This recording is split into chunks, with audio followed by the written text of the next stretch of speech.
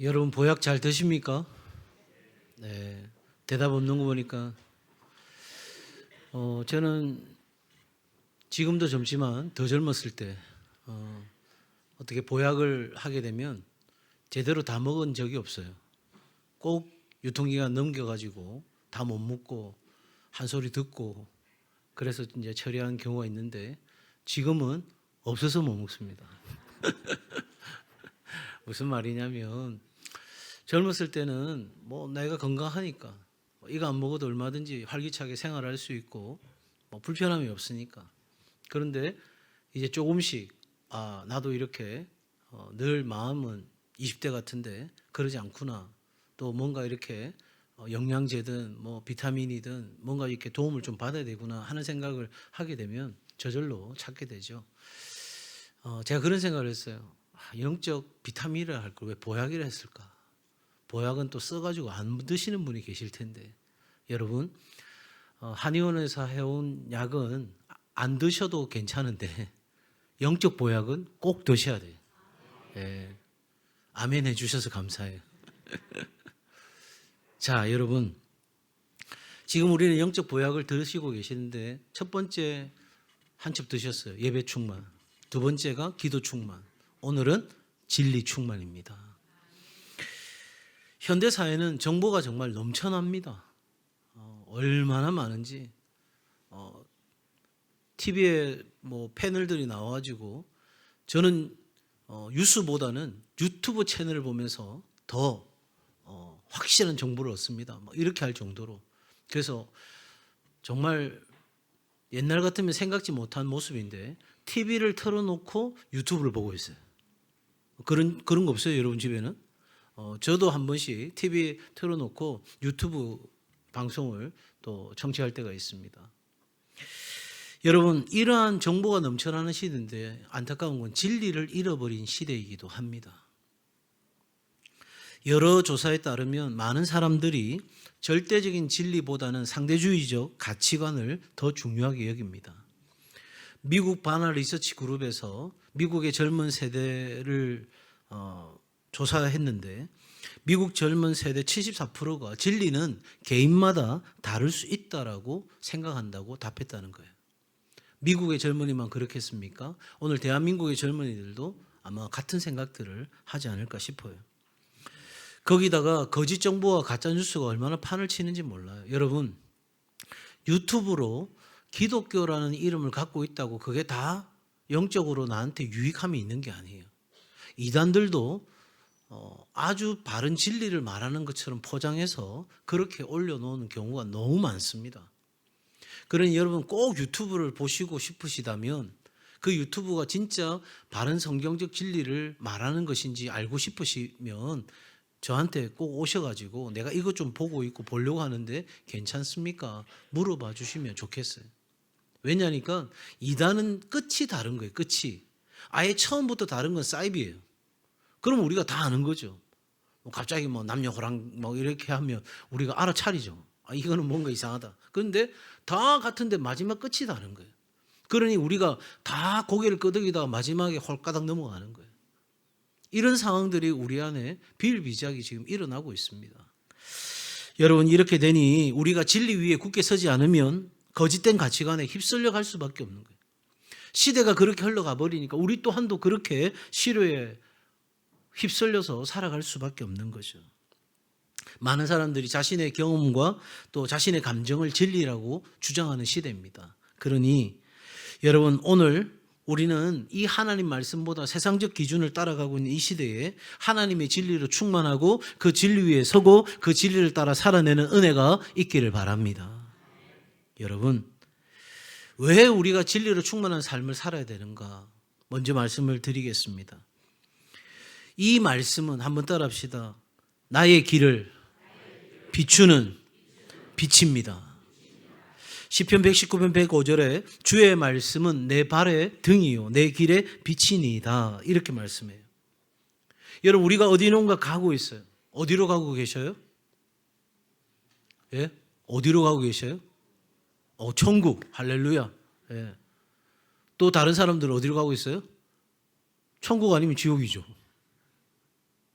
그런데 천국과 지옥으로 결판나기 전에 이 땅에 있는 모든 사람들이 피해갈 수 없는 마지막 도착지가 하나 있어요. 그게 바로 죽음이라는 거예요. 일부도 그렇지만 이부도 지금 죽으러 가고 있다 이야기하니까 굉장히 표정들이 안 좋으세요. 보세요. 오늘 여러분들이 이 문을 나서고 가시잖아요. 그리고 어딘가를 가잖아요. 그리고 그 모든 과정들을 통째로 빼고 나면 마지막 어디로 가고 있어요? 죽음의 길로 가고 있어요. 그런데 어떤 사람은 한 치 앞도 내다보지 못하고 그 어두운 삶의 자리에서 내가 생각하는 그 빛 가지고, 희미한 빛 가지고 그게 빛인 것처럼 착각하면서 그렇게 아둥바둥 살아가는 사람이 있어요. 그리고 이 빛은 그 마지막 흑이불을 덮는 그 죽음의 마지막 그 문 앞에서는 정말 무력하게 나의 빛이 될 수 없는 그렇게 희미한 빛을 가지고 살아가고 있는 일부의 사람들이 있어요.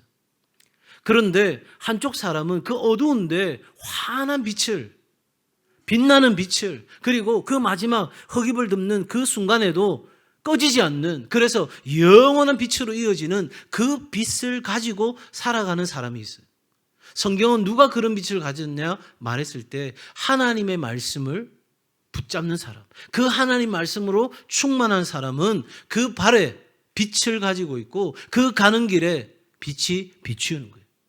어느 순간인가 우리를 가로막는 장애물들이 생기겠죠. 그 빛이 무력해 보이는 순간이 찾아와요. 그럼에도 불구하고 그 빛을 가지고 계속해서 나아가면 우리 앞에 놓여있던 모든 것들은 마치 허상처럼 순식간에 사라지고 우리는 다시 그 어둠을 통과해서 그 빛된 길을 걸어갈 수 있다 하는 거예요. 바로 진리로 충만한 사람은 이렇게 인생에 가는 길에 빛을 가지고 살아갈 수 있다는 거예요. 두 번째로 오늘 말씀은 뭐라고 이야기하냐면, 여러분 32절 같이 한번 읽겠습니다. 32절 시작. 진리를 알지니 진리가 너희를 자유롭게 하리라. 아멘. 여러분 우리는 어딘가에 얽매여 살아가고 있어요. 이런 생각 하잖아요. 야, 내가 너무 힘들어. 그러니까 돈만 많으면 내가 얼마나 자유롭겠어. 여러분 그럴 것 같으십니까? 아니요. 처음에 그건 좀 자유로운 것처럼 느껴지지만 이내 그것이 내 삶에 나를 얽매이게 하는 올가매는 밧줄이 된다는 걸 알아요. 어떤 사람이, 어떤 남자가 신에게 제 소원 좀 들어달라고 이야기했어요. 그래서 신이 하도 귀찮게 해가지고 물었어요. 너 소원이 뭔데? 돈 좀 주세요. 그거면 되냐? 여자도 주세요. 그랬더니 신이 응답했대요. 돈 여자를 주세요. 내가 발음이 잘못됐어요. 돈도 주고 여자도 주는데 돈 여자를 줬다고. 돈 여자를. 여러분, 돈이 우리를 자유롭게 하는 것 같지만 아니요. 곧 이내 우리를 올가매는 거예요. 돈이 있다가 없으면 더 불안하고 더 힘들어져요. 명예도 마찬가지고 권력도 마찬가지고 쾌락도 마찬가지인 거예요.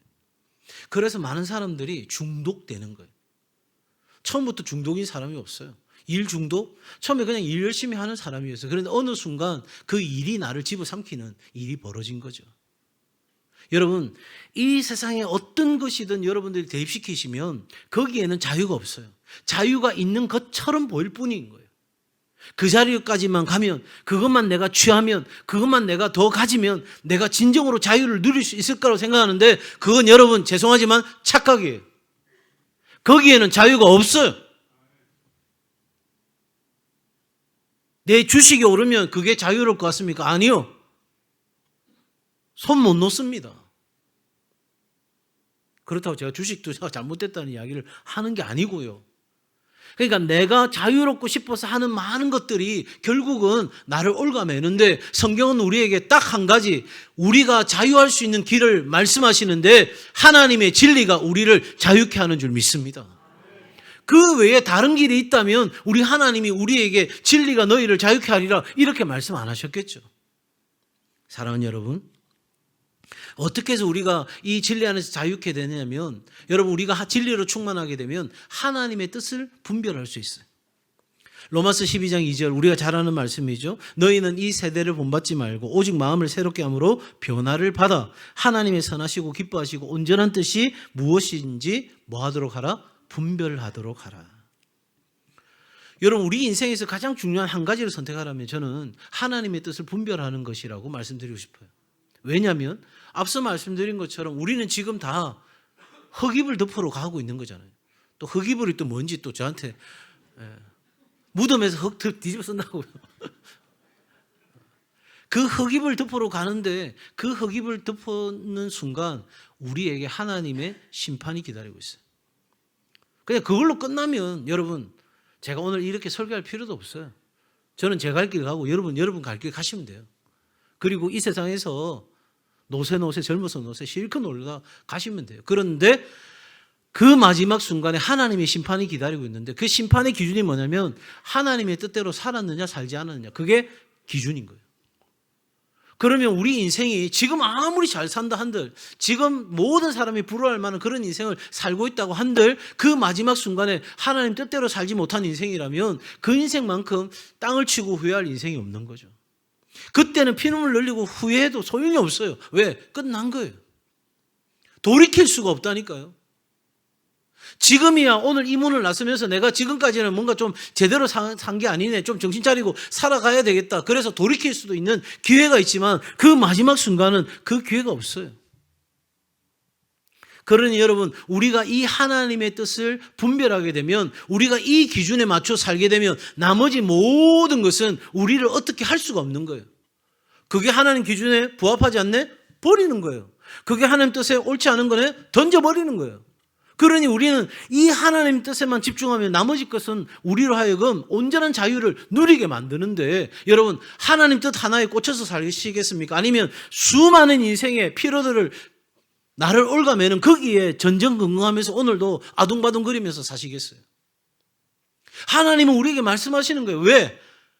이 하나님의 뜻을 분별하여 사는 지혜로, 이 진리로 모든 인생 가운데 자유를 누리며 살아가도록 하나님께서 우리에게 예수 그리스도라는 생명을 내어주셨는데, 여전히 우리는 그 예수 그리스도는 뒷전이고 그 진리는 우리가 본청만척이고 말씀이 육신이 되어 우리 가운데 거하시는데 그 말씀을 우리는 외면하고 오늘도 우리는 이 세상에서 무엇을 먹고 무엇을 마시고 어떻게 살아가느냐, 여기에 전전긍긍하면서 살아가고 있는 거예요.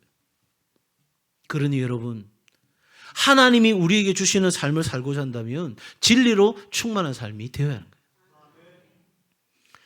우리가 이 땅에 사는 건 그냥 사는 게 아니에요. 여러분들이 자녀손들 키우시느라고 애를 썼지만 그게 우리 인생의 궁극적인 목적이 아닙니다.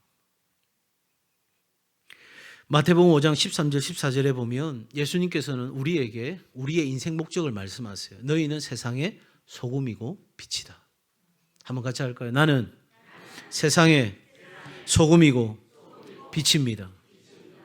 자, 그럼 앞에 말씀과 연결해서 본다면 우리가 진리로 충만하여 하나님의 뜻을 분별하는데, 우리가 진리로 충만하지 않으면 누구 마음대로 살까요? 누구 마음대로 살아요? 내 마음대로 사는 거예요. 내 마음대로 살면 하나님이 나를 소금과 빛이라고 말씀하시든 그 하나님이 나에게 어떤 사명을 주셨든 상관없어요. 왜? 내 마음과 내 생각과 내 경험과 내 지식에 부합하는 삶을 선택하고 사는 것뿐이에요. 그런 삶은 이 땅에 내가 존재하는 목적을 온전히 완성할 수가 없는 거죠.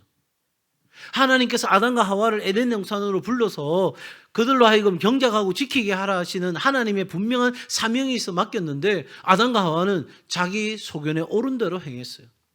이스라엘 백성들을 가나안에 넣으시고 그 믿지 않는 백성들에게 하나님의 백성들의 삶을 보여주라고 했는데, 여러분, 모든 이방의 사람들과 뒤섞이는 일이 일어났어요.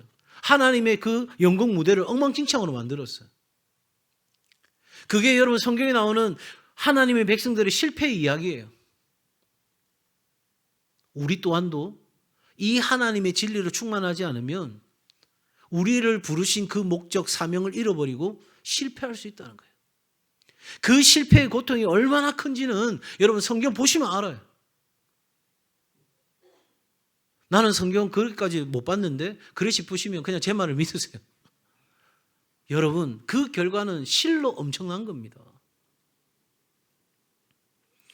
저와 여러분이 진리로 충만할 때 우리는 우리를 부르신 소금과 빛 대신 그 사명을 온전히 감당하게 될 줄로 믿습니다.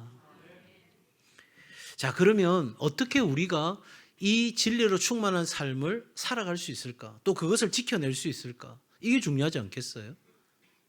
첫 번째 한번 따라합시다. 하나님 말씀을 더 깊이 묵상하고 하나라도 더 순종하는 것입니다. 성경은 뭐라고 말합니까? 아침 저녁으로 날마다 하나님의 말씀을 묵상하라는 거예요. 그럼 아침과 저녁만 하면 된다는 말입니까? 아니요. 하루 종일 모든 삶의 자리에서 날마다 순간마다 하나님 말씀을 계속 입에서 떠나지 않게 하는 것, 이것이 우리에게 있어서 진리로 충만한 삶의 비결인데요. 이게 왜 중요한가? 지금부터 말씀드릴 테니까 한번 잘 들어보십시오. 10편 19편 8절입니다. 여호와의 교훈은 정직하여 마음을 기쁘게 하고 여호와의 계명은 순결하여 눈을 밝게 하시도다. 이어서 예레미야 15장 16절입니다. 만군의 하나님 여호와시여 나는 주의 이름으로 일컬음을 받는 자라 내가 주의 말씀을 얻어 먹었사오니 주의 말씀은 내게 기쁨과 내 마음의 즐거움이오나. 여러분, 진리로 충만할 때 우리의 마음에는 뭐가 충만하다고요? 뭐가 충만하다고요? 기쁨이 충만해요. 즐거움이 충만해요. 여러분, 진리가 충만하면 더 풍성한 기쁨이 우리의 삶을 다스리는 거예요. 슬프십니까? 내 생활에 재밌는 게 하나도 없다. 즐거운 게 없다. 여러분, 하나님 말씀 앞으로 나오시기 바랍니다. 근데 왜 자꾸 저를 떠나서 저 멀리 가세요? 여행 간다고, 놀러 간다고. 또 이렇게 이야기하면 또 목사님 또 여행도 가지 말라네. 이럴까 봐 제가 미리 말씀드립니다. 여행도 가시고 놀러도 가시고 하고 싶은 것도 하시는데, 그런데 하나님의 말씀 앞에 우리 인생의 기쁨과 즐거움이 있습니다. 슬퍼하는 자가 있다면 여러분의 삶의 가정의 가족교회 가운데 지체 가운데 슬퍼하고 낙심하고 절망하는 이가 있다면 하나님 말씀 듣는 자리에, 하나님 말씀과 함께하는 자리에 나오시길 바랍니다. 세상에 아무것도 우리의 마음에 진정한 기쁨을 줄 수 있는 게 없어요.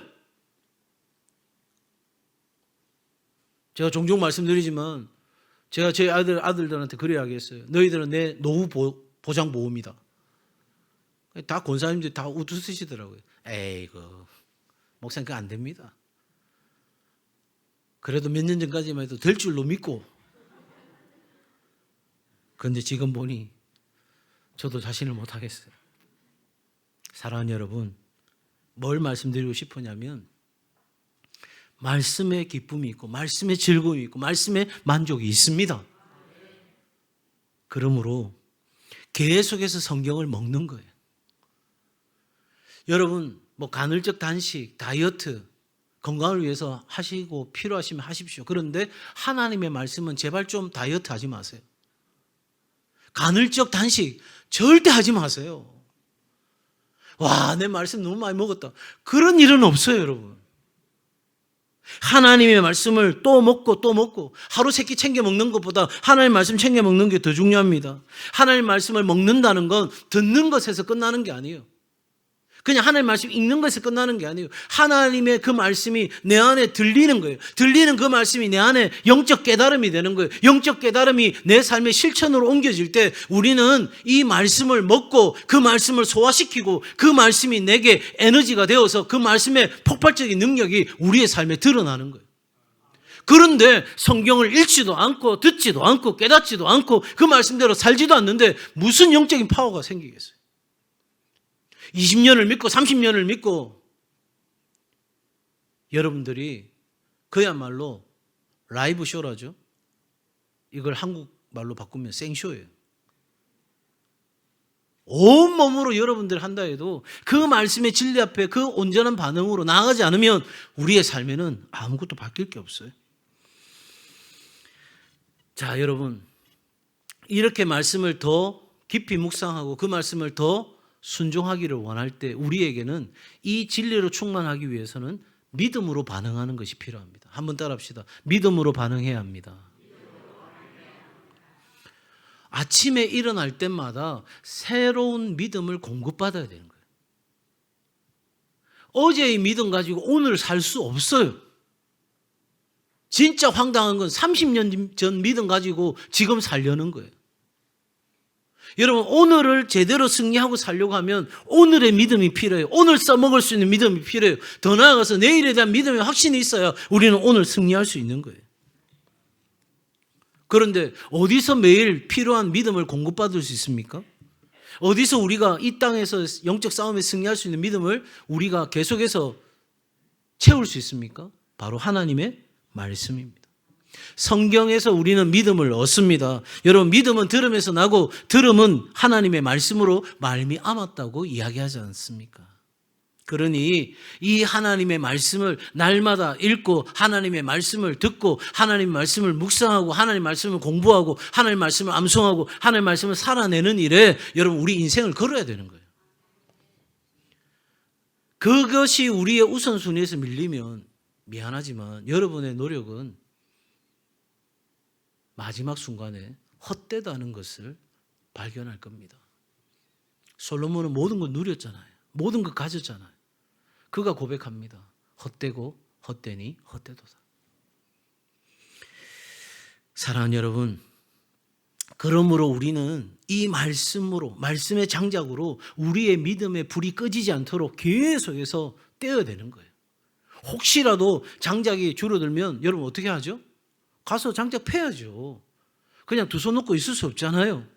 여러분, 영적 동상 걸리면 꼼짝달싹 못합니다. 뭔가 하고 싶어도 안 됩니다. 아둥바둥거려도 할 수가 없어요. 그러다가 영적 동사에 생명을 잃는 거예요. 사랑하는 여러분, 영적 동상 걸려서 이러지도 저러지도 못하고 꼼짝달싹 못하는 그런 삶이 아닌 정말 믿음의 불이 날마다 활활 타오르는 오늘 써먹을 수 있는 믿음, 내일도 여전히 살아 역사하는 믿음, 그 믿음 가지고 말씀 붙잡고 진리로 충만한 삶 살아갈 수 있기를 바랍니다. 마귀는 여러분을 집어삼키려고 어르렁거리는 사자처럼 두루 다니고 있어요. 수단과 방법을 가리지 않습니다. 겁을 주는 거냐고요? 아니요. 여러분, 뭐 재난 영화나 이런 뭐 영화 같은 데 보면 그런 거 보시죠. 주인공 와가지고 지금 큰일 났습니다. 피하십시오. 안 됩니다. 하는데도 사람들이 뭐라는 거야 지금. 아무 일도 없는데 뭐. 그러다가 갑자기 막 빌딩이 넘어가고 땅이 막 꺼지고 이러고 이상한 괴물들이 막 나타나면 그때서야 혼비백산해가지고 와 큰일 났다 하잖아요. 여러분, 지금 제가 여러분에게 두려움을 주거나 없는 이야기를 지어서 말씀드리는 게 아니고 마귀의 공격은 실제 상황입니다. 그런데 우리를 공격하는 이 마귀가 뭘 먹고 사는 줄 아세요? 뭘 먹고 살까요? 불평불만. 예. 여러분, 마귀는요 우리의 믿음을 먹고 살아요. 마귀는 딱 한 가지만 노립니다. 싸움 잘하는 사람은 딱 한 대만, 한 곳만 노리잖아요. 여러 명 있어도 한 명만 막 죽으라고 패거든요. 저는 몰라요. 제가 안 싸봐서. 어쨌든 마귀는 딱 한 가지만 노립니다. 믿음입니다. 여러분이 어떻게 해서든 믿음을 갖지 못하도록 마귀는 역사해요. 그래서 시도 때도 없이 무차별적으로 공격하고 들어와요. 여러분의 먹고 사는 문제, 먹사니즘이라 하죠. 이거에 대해서, 건강에 대해서 사실은 마귀는 별 관심이 없어요. 여러분을 잘 살게 해가지고, 돈 잘 벌게 해가지고, 여러분을 건강하게 해가지고 믿음을 앗아갈 수 있다면 원수는 그렇게 공격하는 거예요. 여러분을 가난하게 만들어서, 여러분을 병들게 만들어서 믿음을 가져올 수 있다면 원수 마귀는 얼마든지 그렇게 하는 거예요. 여러분, 사탄은 모든 것을 다 아는 게 아니죠. 모든 걸 다 할 수 있는 게 아니에요. 그런데 한 가지 기가 막히게 아는 게 있어요. 뭐를 건드리고 뭐를 공격하면 우리의 믿음이 무너지는지 너무 잘 알아요. 우리 그런 말 하잖아요. 귀신같이 안다고. 귀신이 다 알아서 아는 게 아니고 우리의 그 약점, 우리의 믿음이 무너지는 그 시점, 그 상황을 너무나 잘 아는 거예요. 아마 여러분 지금 이렇게 말씀 전하는 제 설교를 들으면서 여러분의 삶의 자리를 순간 생각해 보셨다면 내가 지금까지 살아오면서 하나님 곁을 떠나고 믿음과 거리를 두고 하나님 말씀과 상당히 멀리 있었던 시절을 생각해 보면 여러분 그게 똑같이 계속해서 반복되고 있는 부분들이 있다는 걸 아실 거예요. 형태는 다르고 공격의 어떤 방식은 다를지언정 내 안에 가장 약한 부분들이 그대로 고스란히 노출되어 있다는 사실을 아실 거예요. 사랑하는 여러분, 그러므로 믿음을 지키는 것이 그 어떤 것보다 우리에게 우선되어져야 할 것입니다. 이 마귀의 공격 앞에 어떻게 싸울 거예요? 우리에게는 딱 한 가지 무기가 있어요. 하나님의 말씀입니다. 이 말씀으로 싸우면 우리는 반드시 승리하게 되어 있습니다. 그러니 마귀의 공격을 두려워할 이유가 없어요. 그것 때문에 전전긍긍하고 벌벌 떨 이유가 없어요. 내가 진리로 충만하면 어떤 공격이 와도 우리는 믿음으로 충만하고 그 진리로 반드시 이기는 삶이 우리 가운데 되어질 줄로 믿습니다. 그러기 위해서는 성령과 날마다 동행하는 삶이 우리 가운데 이루어져야 되는 거죠. 요한복음 16장 13절에 말씀합니다. 진리의 성령이 오시면 그가 너희를 모든 진리 가운데로 인도하시리니 그가 스스로 말하지 않고 오직 들은 것을 말하며 장래 일을 너희에게 알리시리라.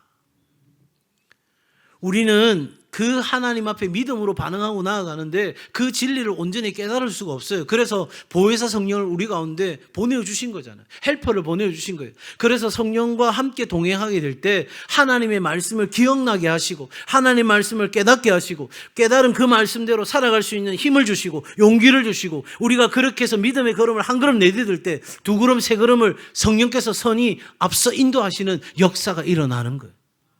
그때 우리 입술에서 성령께서 나와 함께 하시군요. 우리 주님이 나와 동행하시군요. 그 고백이 가능해지는 거예요. 진리로 충만한 삶을 사는 데 있어서 마지막으로 한 가지 더 말씀드린다면 그 진리를 가르치고 나누는 것입니다. 마태복음 28장 20절에 내가 너희에게 분부한 모든 것을 가르쳐 지키게 하라 이렇게 말씀하시죠. 여러분, 내가 하나님의 말씀을 배우고 실천할 뿐만 아니라 다른 사람에게도 그 복음을 가르치고 전하게 될 때 우리는 더욱더 진리로 충만한 삶을 사는 거예요. 제가 최근에 제 페이스북에 올라온 영상 하나를 봤는데 전도자가 버스에서 전도를 합니다. 그랬더니 한 젊은 사람이 자기보다 지금 전도하는 사람 한 20살은 더 많은 것 같아요. 정말 자기가 쓰고 있던 모자가 날아갈 만큼 그 전도자의 뺨을 때립니다. 조용히 해라고. 그만하라고. 근데 그 전도자가 괜찮습니다. 괜찮습니다. 제 이 뺨도 때리시죠. 괜찮습니다. 하나님 당신을 사랑하십니다. 하나님 당신을 위해서 지금도 기도하고 계십니다. 그런데 그 순간 연출된 건 아니겠죠. 그 젊은이가 흐느끼기 시작합니다. 방금 자신을 길러준 할아버지의 임종을 지켜보고 너무나 상심되어 있는 그 사람에게 이 복음이 나눠진 겁니다. 그리고 그 젊은이가 그 전도자의 품에 흐느껴 옵니다. 그리고 자기가 때렸던 그 뺨에 입술을 대고 입맞춤을 합니다. 그리고 그 전도자가 버스에 있는 사람들에게 이 젊은이를 위해서 함께 기도해 달라고. 그런 사람들이 같이 그 젊은이를 위해서 기도합니다. 여러분, 진리로 충만할 때 우리는 어떤 상황 가운데서도 흔들리지 않고 그 모든 삶의 도전을 이겨내는 삶을 살게 되는 줄 믿습니다. 여러분, 이렇게 우리가 진리로 충만한 삶을 살게 되면 어떤 결과가 있을까? 무엇보다 여러분, 하나님 말씀에 우리가 귀를 기울이고 그 말씀에 순종할 때 우리의 삶에 형통의 역사가 이루어집니다. 여호수아 1장 8절입니다. 이 율법책을 내 입에서 떠나지 말게 하며 주야로 그것을 묵상하여 그 안에 기록된 대로 다 지켜 행하라. 그리하면 내 길이 평탄하게 될 것이며 내가 형통하리라. 우리 인생의 가장 행복한 길은 형통의 길에 있어요. 성경은 우리에게 형통의 삶에 대해서 말합니다. 그게 물론 기준이 달라요. 세상은 그 형통을 무조건 잘 되는 것, 무조건 잘 사는 것, 여기에 형통의 그런 기준을 두겠지만 우리는 그렇지 않아요. 우리는 가난해도 괜찮아요. 병들어도 괜찮아요. 그것이 우리 하나님께로 더 나아가는 길이라면, 그것이 하나님께로 더 가까이 가는 길이라면 그것이 내게 복이 되고 그것이 내 삶의 형통이 되는 줄 믿습니다. 요셉의 삶이 그걸 보여주잖아요.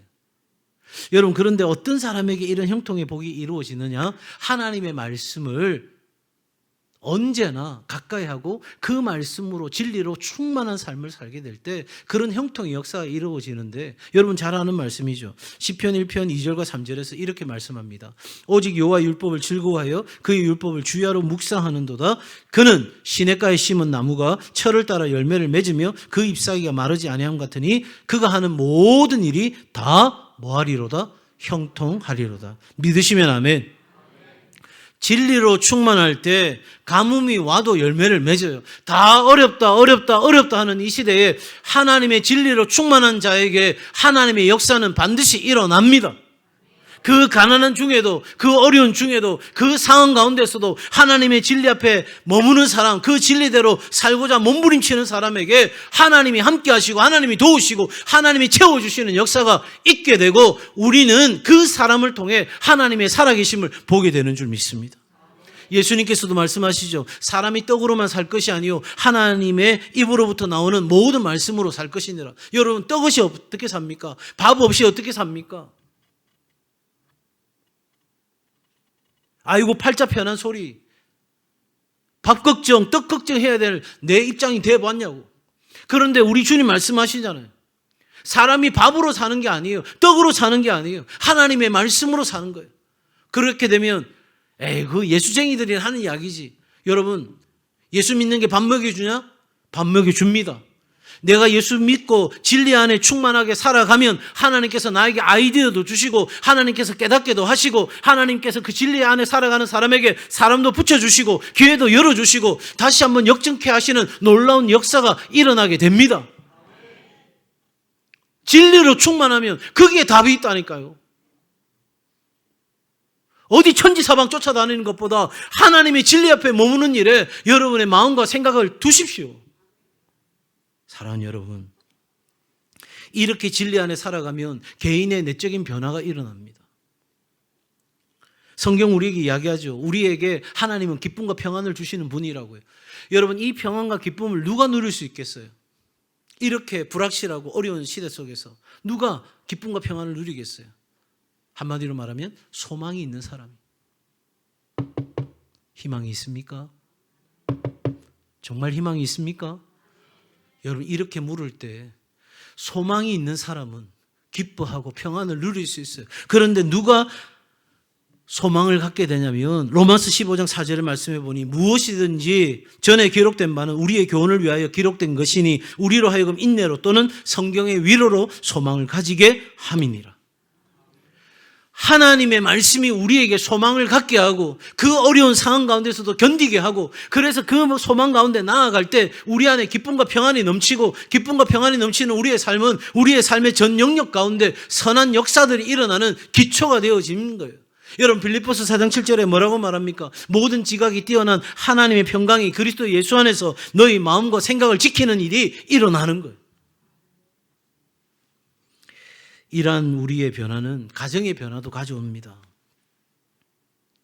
하나님의 진리의 말씀을 가까이 하고 그 말씀대로 살고자 하는 사람 중에 악한 사람이 있어요? 저는 본 적이 없어요.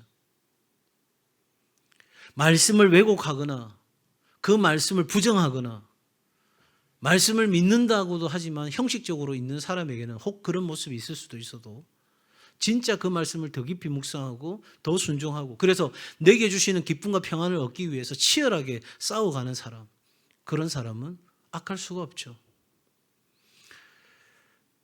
최근에 어느 분과 식사를 하게 됐는데 그분과 아주 가까운 관계는 아닌데 사회적 지위도 괜찮고 경제적인 여건이나 상황들 다 괜찮아요. 근데 그분이 생각지 못한 말씀을 하세요. 목사님, 제 가정은 다 깨어진 상태입니다. 법적으로만 정리 안 했지 지금 그 삶의 위기에 있습니다. 그 표정 속에서 목사님, 저는 더 이상 기대할 게 없습니다. 그런 표정이 읽혀지더라고요. 아닙니다, 여러분. 아닙니다, 여러분. 진리로 충만하면 변화가 일어납니다. 가정의 변화가 일어납니다. 관계의 변화가 일어납니다. 그 사람이 변하는 게 아니라 바로 내가 변했기 때문에 다 달라지는 겁니다. 세상을 보는 관점도 달라지고 세상의 사람들을 대하는 내 방식도 달라지고 우리가 가진 소망이 세상의 것들이 아니기에 우리의 모든 것들은 이제 다 달라지게 되어 있습니다. 더 나아가서 여러분, 이 놀라운 개인적인 변화와 가정의 변화는 진리로 충만한 교회의 하나됨과 영적 부흥을 가져오는 거예요. 하나님이 진리로 충만할 때 하나님의 교회는 흔들리지 않습니다. 뿌리가 견고한 겁니다. 여러분, 제자훈련 얼마나 많이 했냐? 이게 아니에요. 전국에 여러분 제자훈련 많이 했던 교회 중에 서로 싸우고 뽑고 난리 난 교회 많아요. 내가 그 코스, 그 훈련 받았냐 안 받았냐 그게 중요한 게 아니에요. 내가 오늘 그 진리 앞에 믿음으로 반응하고 그 말씀을 더 깊이 묵상하고 그 말씀대로 순종하고 그 말씀을 날마다 내가 먹고 그래서 그 말씀을 내가 완전히 소화시켜서 그 말씀대로 내 안에 영적인 에너지가 되어서 파워풀한 삶을 살아내느냐, 이것이 우리에게 도전되어 오는 말씀인 거예요. 하나님 말씀은 즐거워요. 아무도 아멘 안 하세요? 하나님 말씀은 즐거워요. 그런데 우리가 문제예요. 우리가 문제예요. 뭐 여러분들이 목사님이 문제예요 하면 뭐 할 수 없어요.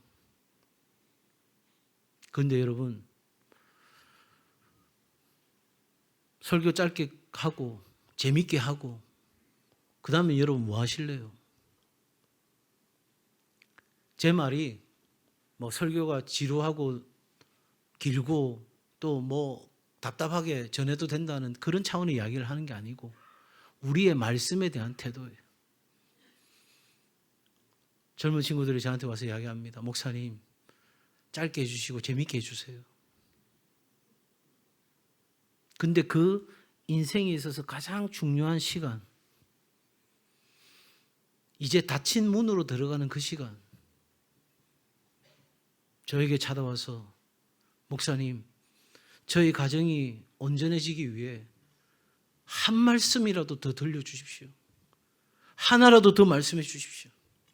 정말 우리의 가정이 어떻게 살아야 될지, 하나님 앞에서 어떻게 반응해야 될지 하나라도 더 가르쳐 주십시오라고 하는 가정을 본 적이 없어요. 다음번에 저한테 결혼 주례 부탁, 가정들이 부담스러울 수도 있겠지만 제가 말씀드린 가장 핵심은 진리로 충만한 삶을 기대하시고 소망하시고 그 삶이 여러분에게 가장 가치 있는 삶의 고백이요, 신앙의 고백이 될 수 있기를 바랍니다.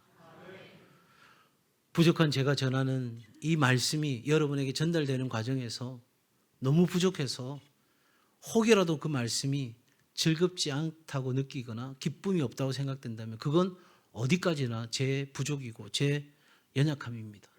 하나님 말씀은 즐겁습니다. 우리를 기쁘게 합니다. 우리를 행복하게 합니다. 그게 약속이고 우리는 그 약속을 철석같이 믿고 그 말씀 붙잡고 달려가는 겁니다.